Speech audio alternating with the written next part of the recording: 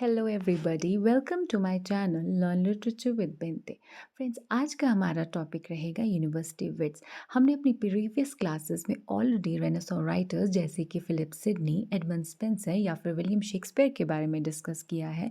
So it was very important for us to discuss this prominent group of writers called university wits. तो चलिए, without any further delay, let's start.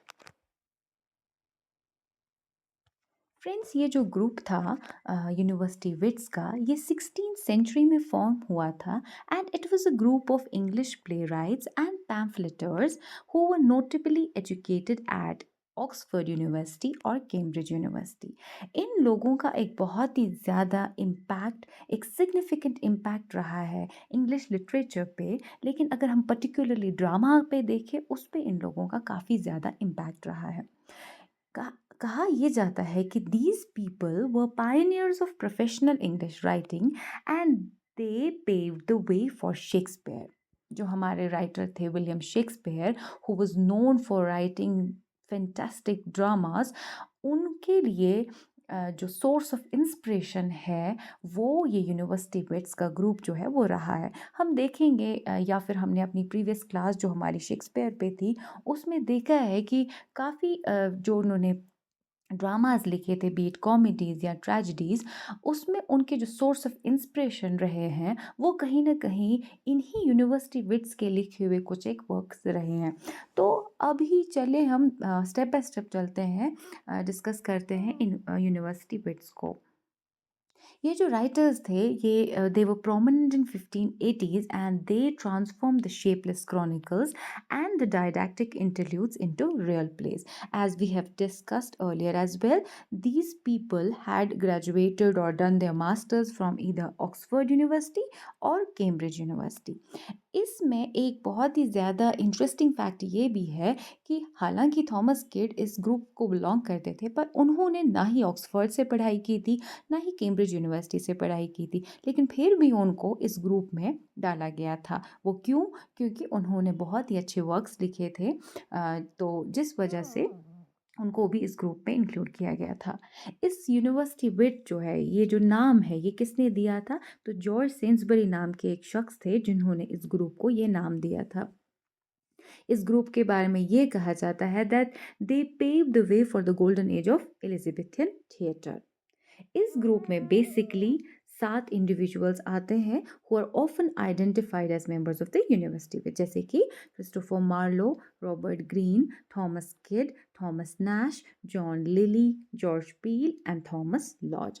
इनमें से जो 3 writers जिन्होंने Oxford से पढ़ा था, उनका नाम था John Lyly, George Peele and Thomas laws. और जो कैम्ब्रिज से जिन्होंने पढ़ाई की थी, उनका नाम था Robert Greene, Thomas Nashe and Christopher Marlowe. अब एक इंटरेस्टिंग फैक्ट जो हमने ऊपर भी डिस्कस किया ऑलरेडी, कि जो थॉमस किड थे, उन्होंने इनमें से किसी भी यूनिवर्सिटी से पढ़ाई नहीं की थी। ये जो यूनिवर्सिटी विट्स थे, they were known for creating complex commercial drama. They received humanistic education at the universities. ये जो राइटर्स थे, ये यूजुअली एक दूसरे के साथ कोलैबोरेट करके बहुत ही सारे प्लेस लिखते थे और एज अ रिजल्ट इन्होंने काफ़ी सारे अच्छे प्लेस लिखे थे।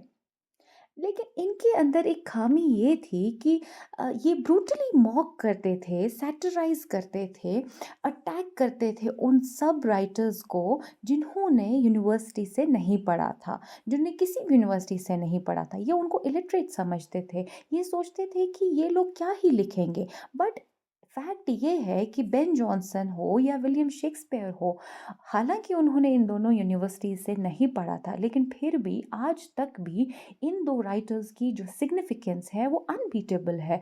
विलियम शेक्सपियर ने जो प्लेस लिखे थे वो आज तक सेलिब्रेट किए जाते हैं एंड उस पे न जाने कितने वो न जाने कितने उन पे मूवीज़ भी बन गई, और आज तक भी हमारे जो लोअर क्लासेस हैं उसमें भी अब्रिज्ड फॉर्म में ही सही, पर शेक्सपियर के हमारे जो ड्रामाज हैं या कॉमेडी, उनकी कोई कॉमेडी हो, उनकी कोई ट्रेजेडी लिखी हुई हो, वो सब हमारे सिलेबस में होती है। तो वो अपने आप में एक सबूत है कि विलियम शेक्सपियर की जो इम्पोर्टेंस है in the history of English literature वो क्या है।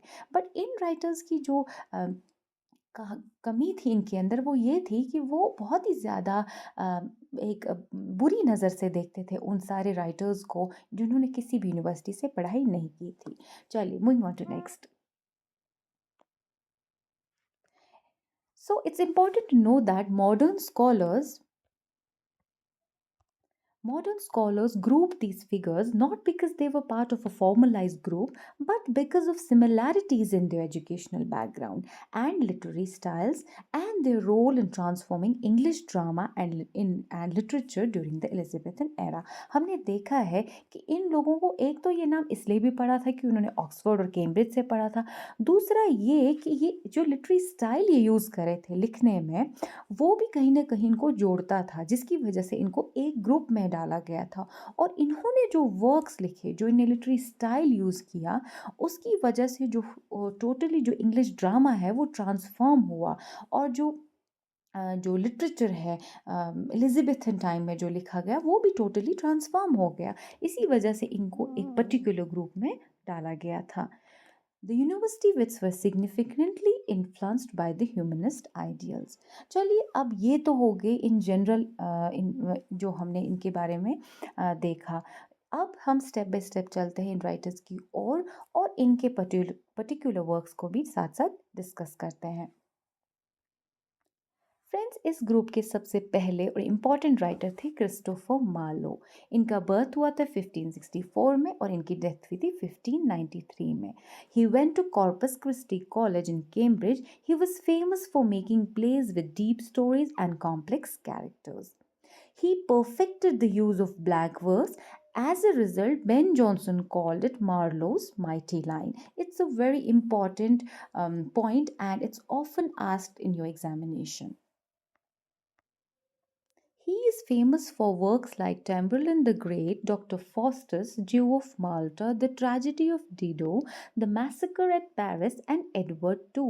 He wrote Hero and Leander, but that is an unfinished poem. Unfortunately, he died very young at 29 in mysterious circumstances. All right. Now moving on to our next writer that is John Lilly. John Lilly was born in 1554 और इनका death हुआ था 1606 में. First major prose stylist in English, he had a brilliant career. His works drew themes from various classical mythology, started writing comedies after 1580. He was known for writing witty court allegories. His popularity faded away with the rise of other prominent figures such as Christopher Marlowe, Thomas kid and William Shakespeare.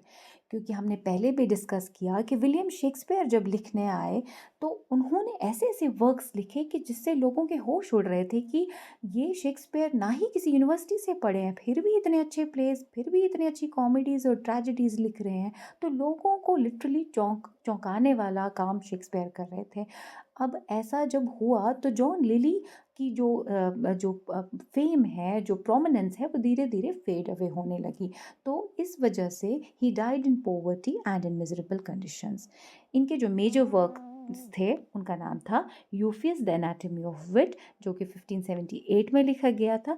It's plot was borrowed from Boccaccio's work. Euphues एक Greek word है जिसका मतलब है well bred man and it's a formal elaborate prose work with patterns of alliteration and assonance. इन्होंने कुछ comedies भी लिखी थी जैसे कि Campaspe, Sappho and Phao, Gallathea, Endymion, Midas, Love's Metamorphosis, Mother Bombie and The Woman in the Moon. Now let's discuss another important writer that is Thomas Kidd. Thomas kid का birth हुआ था 1558 में और इनकी डेथ हुई थी 1594 में. He was a son of a scrivener or a scribe. He had a short dramatic career. He was imprisoned and tortured on charge of spreading heresy and atheism. इनके बारे में ये कहा गया था उस टाइम पे कि ये क्रिश्चियनिटी के खिलाफ कुछ गलत चीज़ें बोल रहे हैं या फिर ये गॉड गॉड में बिलीव नहीं करते हैं। इनको उस चीज़ के चार्जेस पे इनको पहले प्रिजन में डाला गया और फिर इनको वहाँ पे काफ़ी ज़्यादा टॉर्चर किया गया था। और ऐसे ऐसे में ये होता है कि इनकी जो आखिरी वक्त इनकी लाइफ का था वो बहुत ही ज़्यादा गरीबी में निकल गया और he died soon after release from prison. He had a very short dramatic career. He is believed to be author of the Spanish tragedy, also believed to have written a lost original of Hamlet, that was Your Hamlet. Shakespeare ने एक बहुत ही ज़बरदस्त tragedy लिखी थी Hamlet नाम से। तो कहा जाता है कि उसका जो ओरिजिनल वर्क था वो इन्होंने ही लिखा था और उसका टाइटल इन्होंने योर और हैमलेट करके दिया हुआ था। इसके बाद इनका जो नेक्स्ट इम्पॉर्टेंट वर्क था वो था यही द स्पैनिश ट्रेजेडी, जिसका नाम था दूसरा नाम था Hieronimo is mad again. It was performed in 1589 and it was first proper English revenge tragedy. तो ये कहा जाता है कि in the history of English literature अगर कोई पहली प्रॉपर इंग्लिश रिवेंज ट्रेजेडी है वो थॉमस किड की द स्पैनिश ट्रेजेडी है। तो ये तो हो गए थॉमस किड। अब चलते हैं हम अपने नेक्स्ट इम्पॉर्टेंट राइटर की ओर, दैट इज थॉमस लॉज। इनका बर्थ हुआ था 1558 में और इनकी डेथ हुई थी 1625 में। He practised medicine in the beginning of his career. He was known for writing in euphuistic style. Euphuistic style से मतलब है कि ये एक लिटरी स्टाइल है जहाँ पे हाईली इलेबोरेटेड लैंग्वेज का यूज़ होता है and there is a frequent use of similes drawn from mythology and nature. ये एक इंग्लिश पोइट थे, ड्रामेटिस्ट थे एंड प्रोज राइटर भी थे whose innovative versatility typified the Elizabethan age. He is best remembered for the prose romance Rosalind. ये जो work इन्होंने लिखा था it later on became a source of inspiration for William Shakespeare's As You Like It. 1589 में जो Thomas Lodge है इन्होंने long poems लिखना भी स्टार्ट किया था। जैसे कि हमने देखा इन्होंने वर्क्स लिखे थे Scilla's metamorphosis, the famous true and historical life of Robert second duke of Normandy, Euphues shadow, life and death of William Longbeard and Margaret of America which Lodge claim to have written on a sea voyage to south America. Now comes next important writer, that is Robert Greene. Robert Greene के बारे में हमने अपनी William Shakespeare वाली class में भी पढ़ा है कि इन्होंने ब्रूटली मॉक किया था और अटैक किया था विलियम शेक्सपियर को और उनको काफ़ी सारे नाम भी दिए थे जैसे कि एन अपस्टार्ट क्रो और जॉन्स फैक्टोटम, शेक सीन, ऐसे करके इन्होंने उनको सेटराइज किया था। रॉबर्ट ग्रीन ने जो पढ़ाई की थी ऑक्सफोर्ड से की थी और कैम्ब्रिज से भी पढ़ाई इन्होंने की थी और कहा जाता है कि किसी पैम्फलेट को लेकर इनकी बहुत ही ज़्यादा लड़ाई स्टार्ट हुई थी। गैब्रियल हार्वे करके एक शख्स थे जो खुद भी एक राइटर थे, उनके साथ इनकी लड़ाई स्टार्ट हुई थी। He left his wife for a life of pleasure in the London underworld to make money for which he wrote prolifically. In the later 1580s, Green wrote prose pastorals. लेकिन किसको उन्होंने फॉलो किया था, किसके pattern को? Sir Philip Sidney के Arcadia जो जैसे उन्होंने लिखा था उसी पैटर्न को इन्होंने फॉलो किया था। The best of his pastorals is Pendosto, the direct source of Shakespeare's with the Winter's tell.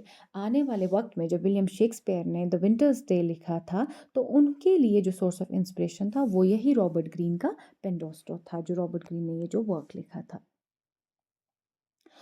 हमने देखा friends in groats worth of wit Shakespeare को बहुत ही ज़्यादा मॉक किया था, सेटराइज किया था रॉबर्ट ग्रीन ने। इनके जो कुछ इंपॉर्टेंट वर्क्स थे उनका नाम था Alphonsus king of Aragon, friar Bacon and friar Bungay, James fourth and he also wrote an adaptation of Ariosto's Orlando Furioso which got published in 1594. Next important writer is Thomas Nash. इनका birth हुआ था 1567 में और इनकी death हुई थी 1601 में। He was a friend of Robert Greene और जब रॉबर्ट ग्रीन की लड़ाई चल रही थी गैब्रियल हार्वे के साथ उस वक्त इन्होंने अपने दोस्त की काफ़ी मदद की। इनके मेजर वर्क्स थे Pierce Penniless in 1592, Christ's tears over Jerusalem in 1593 जो कि पब्लिश 1593 में हुआ था and he also collaborated with Ben Jonson in the satirical play the isle of dogs in 1597 for which they were persecuted. इन दोनों को उसके बाद मारा गया था क्योंकि इन्होंने जो ये वर्क लिखा था ये कंट्रोवर्शियल प्ले रहा था। इनका सबसे इम्पॉर्टेंट वर्क जो है that is the unfortunate traveller और life of Jack Wilton which was publish in 1594।